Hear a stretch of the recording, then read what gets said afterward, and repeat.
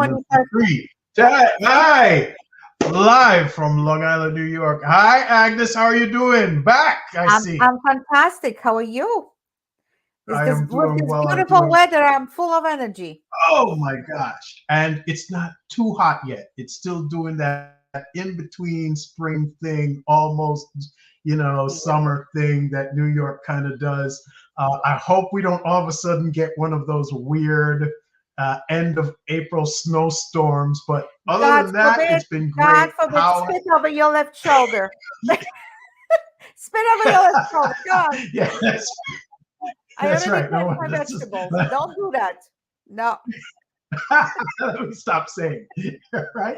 Bringing it up. Well, today we're going to be talking about the psychology of money, how our beliefs shape our financial behavior. Ladies and gentlemen, I think this is going to be a great conversation. I'm hoping that you can hang out with us here on Love, Death, and Taxes.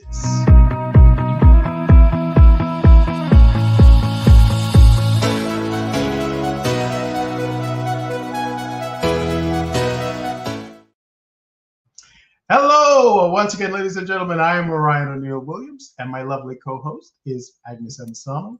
We are here at Love, Death, and Taxes here on Long Island, New York. Today, a beautiful day. I'm sorry, we're dating it, right? But we're just talking about the here in Love, Death, and Taxes today. We're going to be talking about the psychology of money and how our beliefs shape our financial behavior. There's a lot of financial behavior that's good, but there seems to be a lot that's bad too, and it is all completely subject to our beliefs. Agnes, what is one of the worst things you believed about money when you were a kid? More money, more problems. Isn't that the truth, right? and you weren't even you are technically, you and I are both hip hop generation. That's exactly Yes. what we would have heard. Hey Biggie, play the song again. More money, more problems. And yes, we were told Uh, I was told as a church person, as a person who went to church, their family was relatively religious. Um, Money is the root of all evil. Same. yes, it is. Absolutely. Well, that's one thing. Then they teach you to be charitable, to that you need to share. Yes. And, if you win a lottery, remember your friend Agnes, I'm right here, my address. So, but also I think you and I, we were raised with the belief that, if we only will have more money, if we'll have the money, not more money, but if we'll have the money, then our life would have been so much easier. The problems will go away. And I think as everyone, that when we grow, then when we mature, we'll see that the appetite is growing in more money we make. Right. Right. So you start achieving what you think, fulfilling your fantasies, because I can't say needs, but fantasies about money. Okay, so now I'm going to be on the top of the world only if I have closet full of new clothes. Right. Now I'm going to be fulfilled if I have a closet full of shoes. Now I'm going to be even better if I have 20 different Gucci, Prada, and God knows what else bags. Uh, And what's amazing is you think that that's an old belief, and it's still out here. I see people doing that same stuff over and over and over again. Like, how old are you? Have you not have you not read a book in the last 20, 30 years? Who is still doing those things? But people do, now right? this is a fantasy of youth. Mhm. In younger you are, you think that's going to define your value.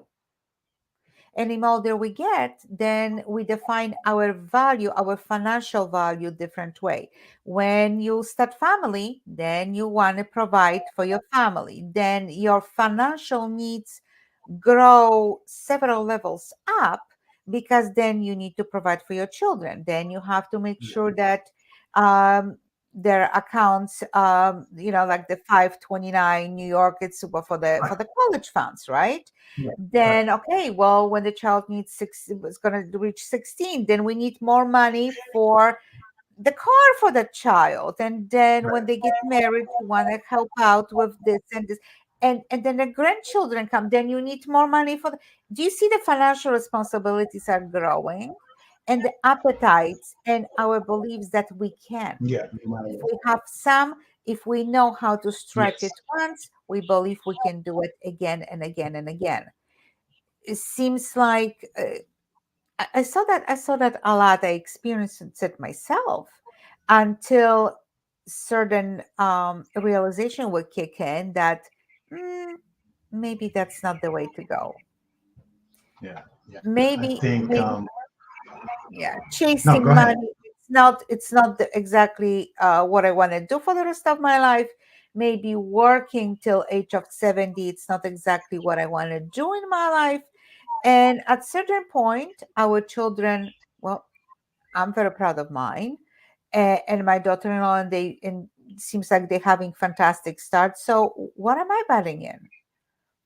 Even with Right. the money, with the help, they are good. Teaching them responsibility is more important than helping financially.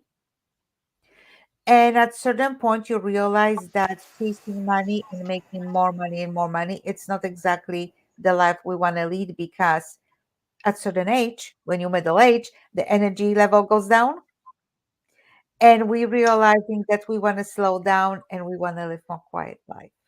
And the good Right. rather than everything else, it's not exactly um, a well of happiness. No.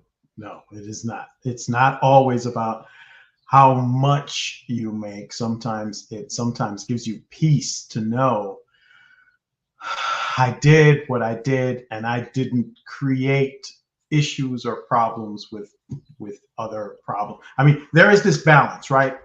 The balance is, here's the things that I want to do, and they're okay I'm okay with doing those things. And then here are some other things that I could do to increase my wealth much longer, but I might get stuck in a trap of my own. And that includes legal and illegal things that you could do for money that could make your life more difficult, even though We do you not now talk have about money. illegal stuff on Love, Death, and Taxes. I'm sorry. There's no such thing. It doesn't exist. Exactly. It does We're not going to make exist. sure. Uh-uh. La- Ladies and gentlemen, Agnes is reminding you, do not put your illegal business on your tax return. Actually, by law, you have to. Even if you're selling drugs and you're making money, you have to put as a miscellaneous income.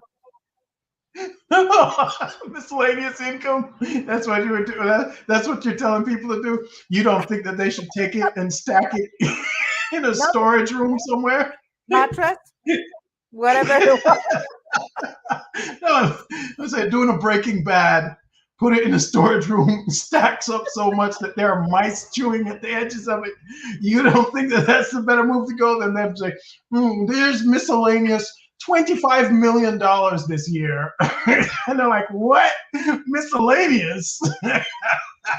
Please explain. That would be fine. That would be amazing. But you're right. I think a lot of things that start us up as children, that start up as young people, we're told all these things about money. I will say, if you're a young person watching this, the one piece of advice I can give you, as someone who, I keep saying this, someone who turned 50 last year, I'm going to keep telling you the Shut up, number it's Joanna. one. She's like, the number one thing that you have going for you as a person who is in your 20s or in your teens, a young person, is time. Time is the most amazing multiplier and builder of money. Learn something really quickly, take some of this money and put it away. It doesn't have to be a lot. Literally, at this point, if you're putting away $5, $20, $25 a week, that will be an amazing windfall for you in 30, 40, when you turn all old and 50 and crusty like me.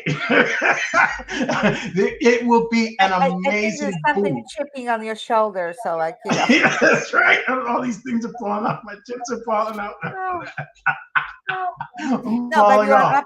But absolutely yeah, right. You're absolutely right. Investing right now, even in mutual funds, can you just imagine being yes, 20 years old, or like you're starting your new job, you're 24, let's say, or 22, you're starting $50 in mutual funds. By the age of 50, my God, I wish I would yeah. have known those things before. I wish, but what do they say, that the wisdom is wasted on the young?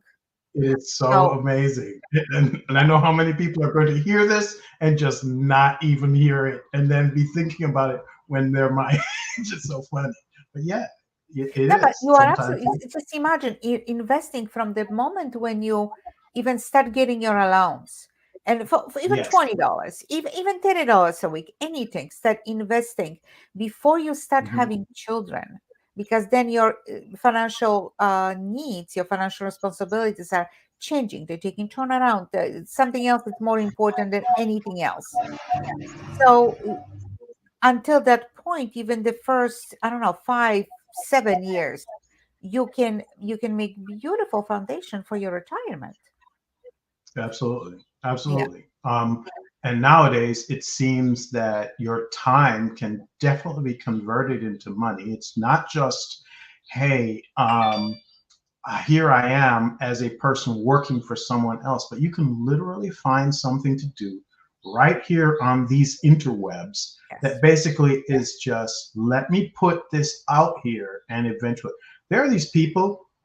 There's a television show, a new television show called Fallout, and it's based on this old video game that came out in like maybe the early 2000s. Okay, so people have been playing this video game for about 20 years, and they played it and they put it on YouTube. Like they play game, or they Mhm. loved it so much that they would write these long essays about it. This is way before the time of AI. This is way, Mhm. and the TV show came out on Amazon, I think 2 weeks ago, 3 weeks ago, and all of a sudden, all these people are interested in watching how the game is played, understanding the lore of the game versus what's on a TV show. These people have seen their watching go through the roof. So they are now making new videos because they're like, oh, because the truth is in this world, content has become this amazing thing where they will pay you for views. So it's just a matter of timing sometimes and topics and whatever. But those people put in that time a long time ago. And if you've invested in something, you really love it, guess what? At Yeah. some point, it'll probably end up making you money. So that was the other thing. Like, think about something you can do that will last for a long time. You know, we're not always told to invest not just our money, but also invest your time. Invest your time in learning a skill. Invest your time in building something that actually makes sense. I'm not telling you go invest your time in something that looks like it's never going to, make anything. But invest your time. I know a friend who invested in Bitcoin really, really early. Okay, and he made a lot of money. And so it was just a matter of whether or Yeah. not you Now, understood I something. would think twice about that. Yes, right now it's in a dip, but it's going to Yeah. come back. That's the interesting thing. Like it'll go down and go. It's stabilized. I think that's what happened. Mhm.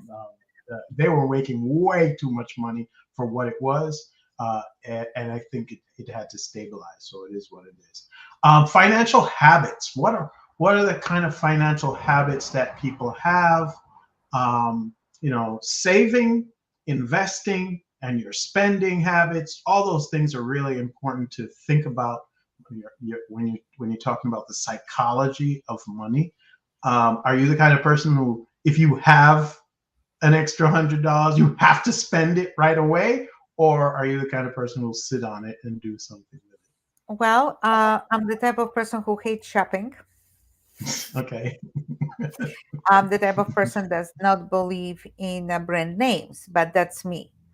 And Okay. I wish I could hold on to the advices when I was younger. Save 10% of your paycheck. Don't spend more than you have. But look at us now as a society. We live on credit cards. We live on loans. I mean, we obtain those financial material things, which when you have family, it's needed. You're taking mortgage when you have family because you want to provide a good future for your kids, but then you're in debt for the next 30 years or more if you keep refinancing. You Yeah, want to drive a nice car, you want to feel good. So again, you are borrowing from 5 to 7 years to drive what you want. And then holidays, you want to be that good parent, good uncle, good aunt. You're going and you're maxing your cards. And then we start a new year with tremendous debt. So how can you yeah, save, right? So yes, yeah, as a society, we definitely don't listen to our own advices as of save, invest, and all that. It's like invest with what? I barely keep up with my bills. So invest with right. what? And yet, if you want to have vacation, everything costs. It's not easy. Everything goes. It's really Yeah, not easy. So if you can divide the roles, if there's two in a relationship, one can be for saving, one can be for spending. You have some kind of balance. Of course, only that will work if you don't spend more than you make. exactly, You know, exactly. So of that's course, the there top. are yeah, we can have another episode about how to deal with outstanding debts, where to go for help, and of course consequences of that action, because there are always consequences. You can get help, but there are consequences of the actions, what to do. But yeah, spending more than we make, it's unfortunately today's society lifestyle, not only a habit. It became a lifestyle. It's become a lifestyle. I mean, even to get even to get an education at this point, a nice education, a supposedly great education, if your parents hadn't sat down and set that up for you, and you have to get an education at this point, that is going to put you in immense amount of debt that a lot of people will never pay off in their entire lifetimes. It's really scary. Um, but what can people do? I sometimes hear people talk about financial therapy, like they could go in, and sometimes you see different YouTube programs talking about this too, right? Where there's financial therapy where they could go in and talk about their issues and their problems, and then straighten out their lives. Because I hear some people saying, "I've got $52,000 in debt.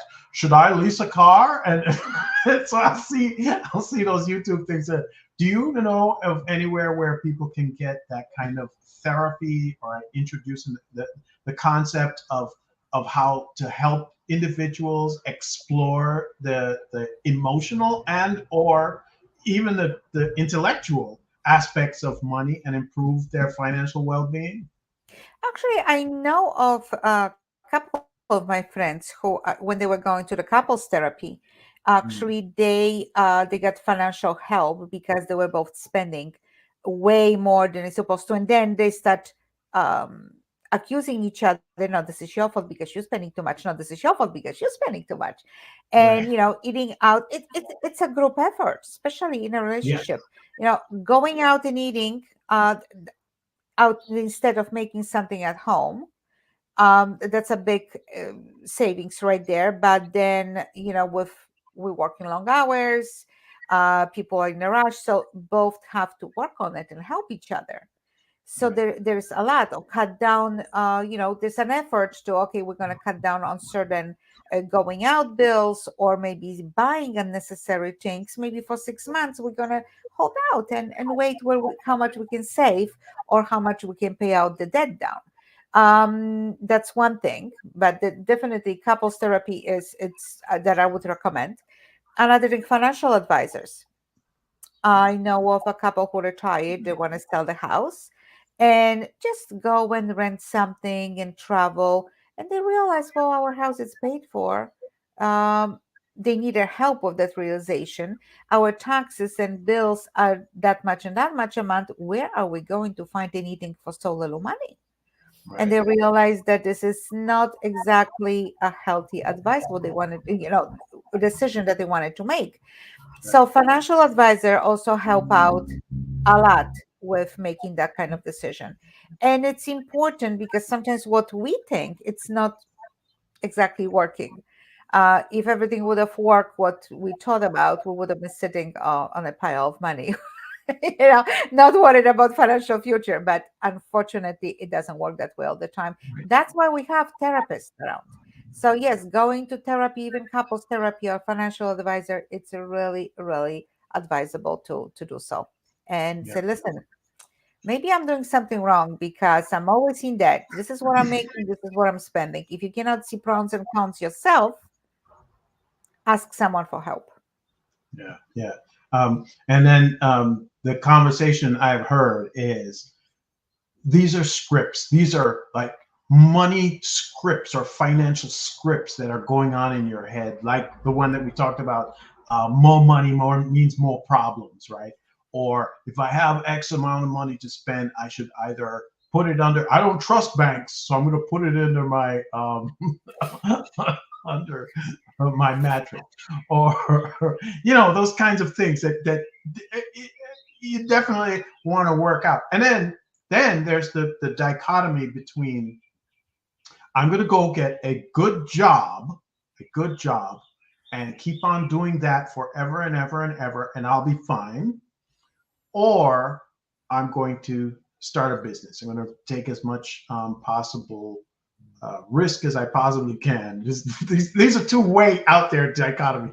But the whole rich dad, poor dad. Anybody who's read that book, that's basically what that is about. There is the poor dad. I'm going to put that in quotes. The poor dad supposedly just did a job. He was a teacher, I think, in the book. And he did a job, and he had a pension, and that pension would pay him. Now he wasn't overly rich, but he had money. In his yeah, in his retirement, he had money, he had stuff. But then the rich dad was more like someone who's like, okay, I don't see my house as an investment. I see it as a cost, a charge. I see, he just looked at it in a different way. So there is that as well. Like, what are the scripts that you learned, Agnes? Were you always told to go get a good job, or was it more like, hey, let me start a business, and make some money? No. No, again, from my background, there was never enough money. That we were always searching for them. I mean, like searching. Mhm. So it was, yes, good job, education and good job. That Right. was the thing, because that's when you're going to have a security. Yeah. Then there was not even thinking about investment or a Roth IRA, which is a good thing to invest in. Right. Things. No, that we weren't on that point of thinking about the investment, because if you don't have enough money for your living expenses, how can you even think about investments, right? Right. So yeah, we You our want to our dreams didn't fly that high. But yeah, education was always taught, education, investing in yourself that way, not with gold, with clothing or whatever, in knowledge. I was Yeah. taught that. And actually I like that advice, because knowledge is something that you're going to take with you, and it will help you look at life from different perspective, Yes. and help you making different decisions, better decisions for your life. um yeah, so knowledge and a good job, because that will give you financial security for everything that life will bring. Right. So Right.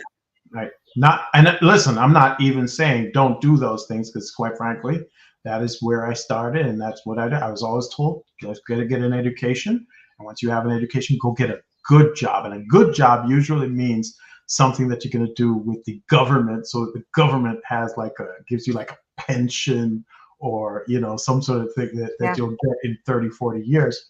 And then yeah, it was later on in my life that people were like, oh, you know what? If you live in the United States of America, you can start a business, and you can do so and so and so. So I'm not knocking either one. I feel as though you should have an education regardless, and education sets you a great foundation. yeah, But there are also other ways to do things. And kids, if you're making $1 million on YouTube, that's great. But if you're 16, 17, and you haven't gotten an education, it will be difficult sometimes for you to fit into certain situations or even understand certain things if you do not go and get some sort of higher level education. Because the truth is, it's not just about the work that you do. Going to a 4-year institution or a 2-year institution and getting like a degree or a semi-diploma or whatever it is, just making that effort to do that uh, teaches you a certain amount of discipline, but then also you're speaking to people who are of like minds and even professors who might guide you in a certain direction that, then you get to figure out critical thinking and things like that. That seems to be a very uncommon thing nowadays. There's not a lot of critical thinking. You see people watching the news and you're like, wow, you really don't understand what's happening here.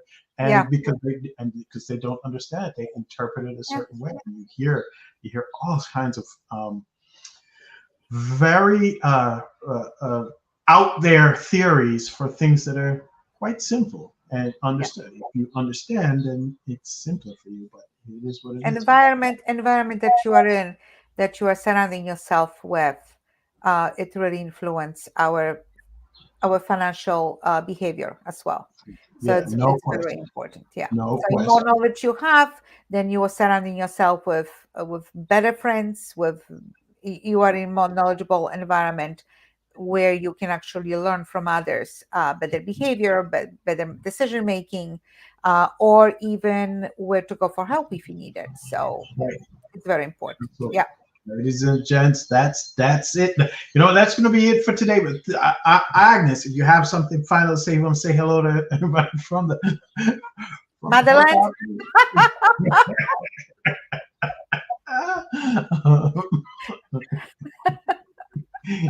say hi. But yeah, ladies and Yeah. gents, that's going to be about it for us today, this week. Okay.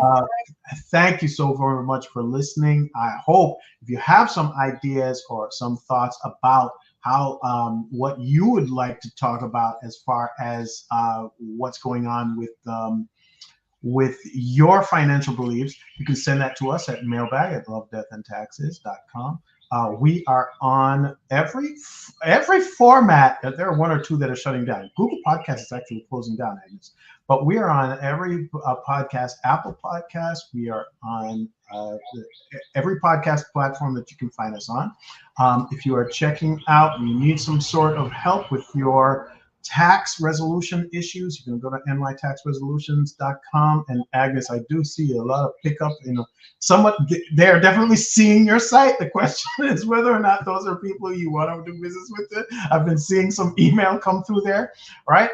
And ladies and gentlemen, I want you to know she will help you out with your tax issues. There is no judgment. She does not do that. There's no judgment. Just reach over to nytaxresolutions.com. And I don't care what kind of issues you have, what kind of mistakes you have made. I know we've just riffed all the bad things that you can do, but there is absolutely no judgment when you meet her. So you guys take care. I hope to see you again here at Love, Death, and Taxes. All right. Bye All right. bye.